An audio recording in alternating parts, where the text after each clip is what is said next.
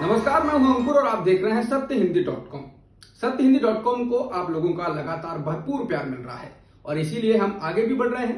अगर आप चाहते हैं कि हम इसी तरीके से आपको सच दिखाते रहें तो आपको एक काम करना होगा और वो है डिस्क्रिप्शन में दिए हुए लिंक पर क्लिक करिए।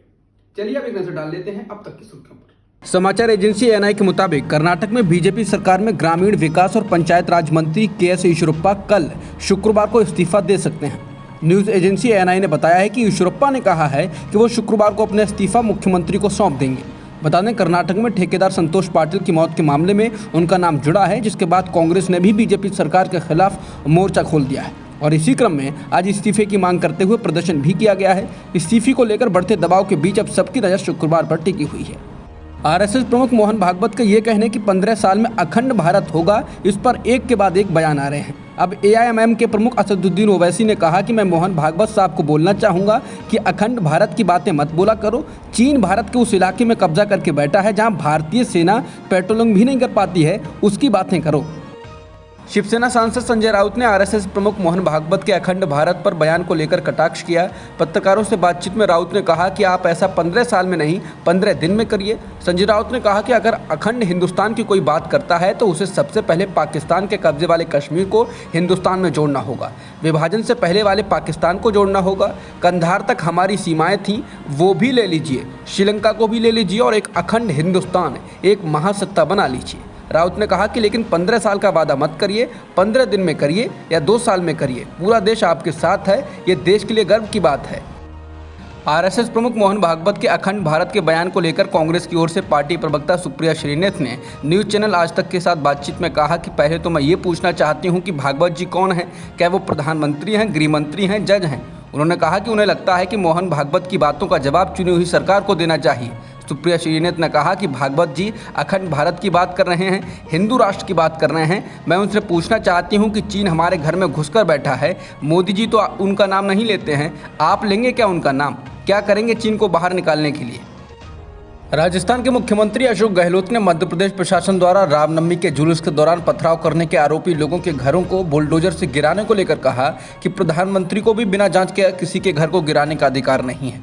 उन्होंने कहा कि आपको यह अधिकार किसने दिया है? यहाँ तक कि मुख्यमंत्री और प्रधानमंत्री को भी ये अधिकार नहीं है कि वो बिना किसी जांच के किसी को दोषी पाए बिना किसी का घर गिरा दें। गहलोत ने जयपुर में कहा कि कल्पना कीजिए कि निर्दोष लोग किस हाल से गुजर रहे होंगे। उन्होंने कहा कि कानून के राज से ही देश चलता है। प्रदेश के मुख्यमंत्री गहलोत ने बीजेपी पर निशाना साधते हुए कहा कि बीजेपी के लोग चुनाव जीतने के लिए हथकंडे अपना रहे हैं और देश के लोगों को इनके हथकंडों को समझना होगा।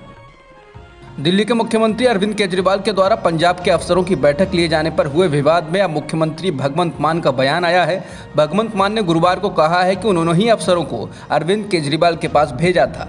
केजरीवाल ने बीते सोमवार को राज्य के अफसरों की बैठक ली थी और इस बैठक में भगवंत मान नहीं थे। इसके बाद कांग्रेस से लेकर श्रोमणी अकाली दल ने पंजाब की आम आदमी पार्टी की सरकार पर हमला बोला था और कहा था कि इस सरकार का रिमोट कंट्रोल दिल्ली में है। केजरीवाल ने यह बैठक Punjab state power corporation limited के बड़े अफसरों के साथ की थी। भगवंत मान ने पत्रकारों से बातचीत में कहा कि ट्रेनिंग के लिए अगर ज़रूरत पड़ी तो वो अपने अफसरों को गुजरात, तमिलनाडु, आंध्र प्रदेश और यहाँ तक कि इजराइल भी भेजेंगे। उन्होंने कहा कि इसमें किसी को क्या आपत्ति है। दिल्ली पुलिस ने कहा है कि बीते साल हुई धर्म संसद में किसी भी समुदाय के खिलाफ भड़काऊ बयानबाजी नहीं की गई। दिल्ली पुलिस ने यह बात सुप्रीम कोर्ट से कही है। दिल्ली में बीते साल 19 दिसंबर को एक धर्म संसद हुई थी जिसमें भड़काऊ बयानबाजी होने की बात सामने आई थी। दिल्ली पुलिस ने सुप्रीम कोर्ट से कहा कि उसने आरोपों की पूरी गहराई से जांच की और इस धर्म संसद के वीडियो और दूसरी सामग्रियों को भी देखा और ये पाया कि किसी भी समुदाय के खिलाफ कोई नफरत वाली बयानबाजी नहीं की गई। इसलिए जांच के आधार पर धर्म संसद को लेकर दायर सभी शिकायतों को खारिज कर दिया गया है। पुलिस ने इस संबंध में सुप्रीम कोर्ट के सामने हलफनामा भी दिया है और उसमें पुलिस से पहले सुप्रीम कोर्ट आने के लिए याचिकाकर्ताओं पर सवाल उठाया गया है। दिल्ली पुलिस ने हलफनामे में कहा है कि याचिकाकर्ताओं के इस तरह के आरोप कि पुलिस और भड़काऊ बयानबाजी करने वाले लोगों के बीच में कोई मिलीभगत है, ये पूरी तरह बेबुनियाद और कल्पनाओं पर आधारित है।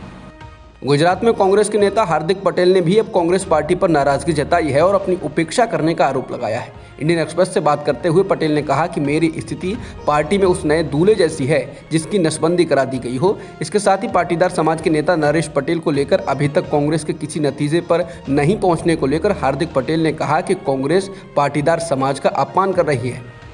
गुजरात विधानसभा चुनाव से पहले पार्टी पर बरसे हार्दिक पटेल ने पार्टी पर उपेक्षा किए जाने का आरोप लगाते हुए कहा कि मुझे प्रदेश कांग्रेस कमेटी की किसी भी बैठक में नहीं बुलाया जाता। कोई फैसला लेने से पहले वो मुझसे राय मशविरा नहीं करते हैं, तब इस पद का क्या मतलब है।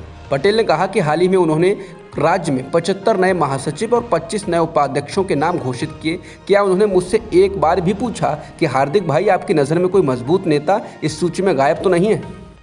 पीटीआई प्रमुख इमरान खान को लेकर उनकी पूर्व पत्नी रेहम खान ने तंज कसा है। उन्होंने कहा कि वो चाहती हैं कि अब इंडिया इमरान खान के लिए बॉलीवुड में जगह बनाए, नहीं तो कपिल शर्मा शो में नवजोत सिंह सिद्धू की जगह वो काम कर सकते हैं। उनमें कॉमेडी का भी टैलेंट है। रेहम खान ने कहा कि अब तो इमरान खान शेरो शायरी भी करने लगे हैं, तो कपिल शर्मा शो में पाजी की जगह जा सकते हैं। इमरान खान से नाराज मानी जा रही पाकिस्तानी सेना ने अब प्रेस कॉन्फ्रेंस कर अपना पक्ष रखा। पाकिस्तानी सेना की ओर से DG ISPR general Babar Iftikhar ने कहा कि सेना का राजनीति से कोई लेना देना नहीं है, उसको राजनीतिक बहसों से दूर रखना चाहिए। उन्होंने कहा कि पाकिस्तान के सशस्त्र बलों के खिलाफ अभियान चलाया जा रहा है और गहरी फर्जी तकनीक का इस्तेमाल कर पूर्व अधिकारियों के फर्जी संदेश बनाए जा रहे हैं। इसके साथ ही उन्होंने कहा कि राष्ट्रीय सुरक्षा समिति के बयान में विदेशी साजिश का कोई जिक्र नहीं है। उन्होंने इमरान खान का जिक्र करते हुए कहा कि अमेरिका ने सैन्य ठिकाने नहीं मांगे थे, लेकिन अगर उन्होंने पूछा होता तो सेना प्रधानमंत्री इमरान खान की तरह ही जवाब देती। उन्होंने एक और बात का खंडन करते हुए कहा कि सेना की ओर से इमरान खान को कोई विकल्प नहीं दिया गया था, विपक्ष ने 3 विकल्प दिए थे। साथ ही इस बात का भी खंडन किया कि सेना प्रमुख जनरल कमर जावेद बाजवा अपना कार्यकाल बढ़ाना चाहते हैं। उन्होंने कहा कि बाजवा अपने कार्यकाल के विस्तार को स्वीकार नहीं करेंगे और इस साल नवंबर के अंत में ही सेवानिवृत्त होंगे। टेस्ला के CEO एलन मस्क ने 41 अरब डॉलर में ट्विटर को खरीदने का ऑफर दे दिया है। ये खबर ऐसे समय में आई है जब कुछ ही दिनों पहले मस्क के कंपनी बोर्ड में शामिल न होने की घोषणा की गई थी। एलन मस्क ने $54.20 प्रति शेयर के रेट पर ट्विटर को खरीदने की पेशकश की, जो ट्विटर के 1 अप्रैल 2022 के शेयर के क्लोजिंग रेट से 38% ज़्यादा बताई जा रही है। बता दें कि एलन मस्क के पास ट्विटर की 9.2% की हिस्सेदारी है। मतलब ये है कि मस्क के पास ट्विटर फाउंडर जैक डॉर्सी की हिस्सेदारी, जो कि 2.25% है, से 4 गुना से भी ज़्यादा शेयर हैं। अब तक की खबरों में इतना ही। बाकी खबरों के लिए बने रहिए सत्यहिंदी.com के साथ।